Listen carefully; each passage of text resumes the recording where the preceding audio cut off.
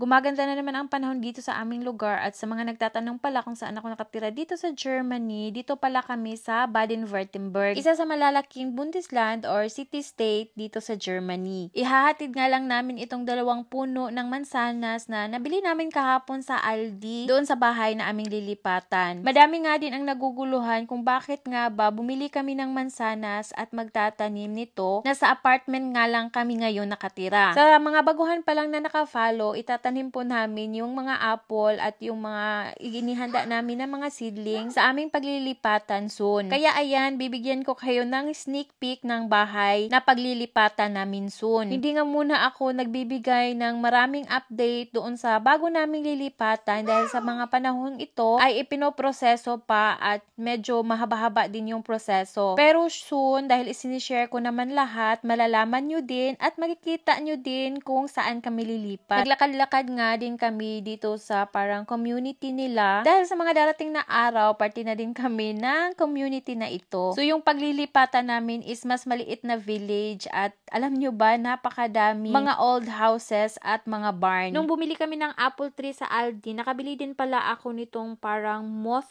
trap. Ito yung ginagamit nila dito para itrap yung mga moth at hindi na kailangan ng pesticides. Para lang itong papel na isasabit mo sa iyong apple tree na may mga bunga. Meron kasi kaming isang apple tree, maliit lang din na apple tree. Almost 10 years old na yun na apple pero maliit lang dahil grafted naman na apple yun. Madami pa nga kaming dapat isidling na mga pananim at mga gulay dito kaya tutulungan na ako ngayon ni asawa na gagawin ito. Isang seedling tree lang kasi nung nagawa ko noong una, yun nga yung aking ampalaya at saka talong. Meron pa nga kami ditong iilan pang mga buto ng gulay na kailangan na naming isidli. Katulad na lang nitong watermelon. Meron din kami mga buto ng 2 sili. Ito ay yung cherry jalapeno. Merong mapupula na mahahaba at ito ngang mayelo na sabi ni asawa maanghang nga din. Kailangan nga din daw naming isidling itong kalabasa at itong mga cherry tomato. Sa mga lugar na katulad dito sa Germany na 3 buwan lang yung summer, may specific time talaga kung kailan itatanim or isisidling itong mga buto. Nakalagay nga dito is gagawin ito earlier March or April. Medyo late na nga kami pero hopefully aabot pa ito at mamumunga pa ito bago mag-autumn at bago lumamig na naman. Ito kasi pagkatapos ng winter is spring, so earlier spring kailangan mo nang masimulan na masidling ang mga buto habang malamig pa. Kadalasan nilalagay nila sa mga Gevex house or parang greenhouse dahil syempre hindi pa yan mag-strive sa labas. Tamang-tama kapag mainit na mag-i-start na yung summer, nagre-range na yung temperature sa mga 18 to 25 degrees Celsius. Yan na yung time na pwede nang magtanim sa labas sa mga garden. Kaya kapag late ka na mag-start ng iyong pananim, may possibility na hindi pa yan namumunga ay naabutan na yan ng autumn, malamig na naman at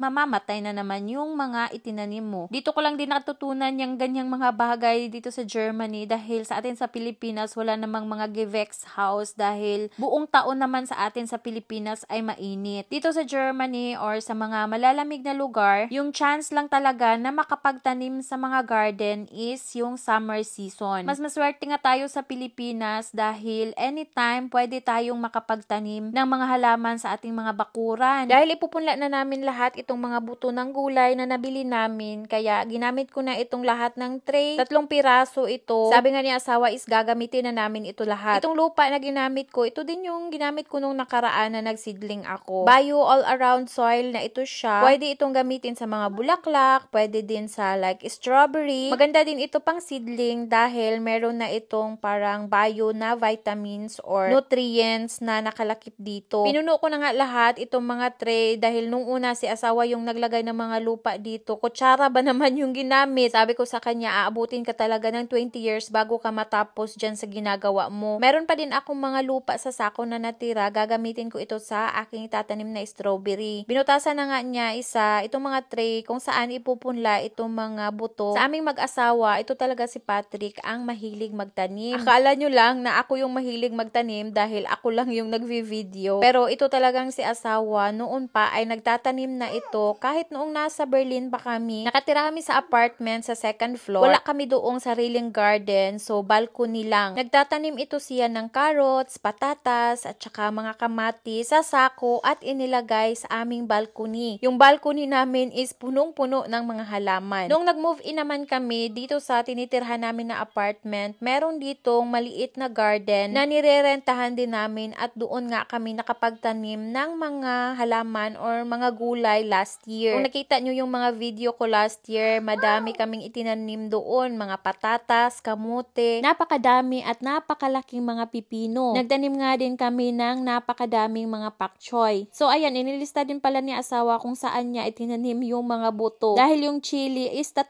buto lang pala yun bawat isang pakete. Yung kalabasa naman ay nasa 10 buto lang. Yung cherry jalapeno naman is 3 buto lang din bawat isang pakete. Tapos yung pakwan naman ay nasa 12 na buto siguro yun. Ang pinakamadami naming napunla dito is itong mga chickpeas or mga garbanzo. Sobrang sarap nito. Ito yung paborito ko kaya madami yung itinanim namin. Hindi ko nga din in-expect na sobrang dami din pala ng laman ng pakete na nabili namin. Ito palang mga buto ng mga gulay na ginamit namin is nabili lang namin ito sa minsan sa mga grocery. Yung iba naman is sa mga nursery center dito. Pero yung kamatis at saka chili jalapeno, tira na lang yun sa mga itinanim namin noong nakaraang taon. Para nga lang din kami naglalaro dito pero super excited na din ako sa aming mga pananim and soon na magkapag-start na ako sa aking mga garden. Ako naman, sanay naman ako sa garden work dahil lumaki naman ako sa probinsya pero ito si asawa, lumaki talaga ito sa city at ang pangarap talaga nito niya ay magkaroon ng sariling lupa at makapagtanim at makagawa ng garden. Pagkatapos naman naming ipinunla yung mga buto, ayan, diniligan na yan ni asawa. Yung mga garbanzos pala ay hindi ko na ipinunla lahat dahil napakadami nun. Itatago ko na lang yung ibang mga buto para magamit ko next year. At syempre, lalagyan natin ito nitong transparent na plastic para yung init ng lupa is makatch nung plastic cover at hindi mag-evaporate. Nakakatulong din ito para lumaki yung buto na ipinunla natin dito. Lalo na at medyo malamig pa ngayon. Pagkatapos nga namin ay inilagay muna namin ito dito sa labas para maarawan ito at medyo maganda nga yung panahon ngayong araw. So yan lang muna for today's video. Bye!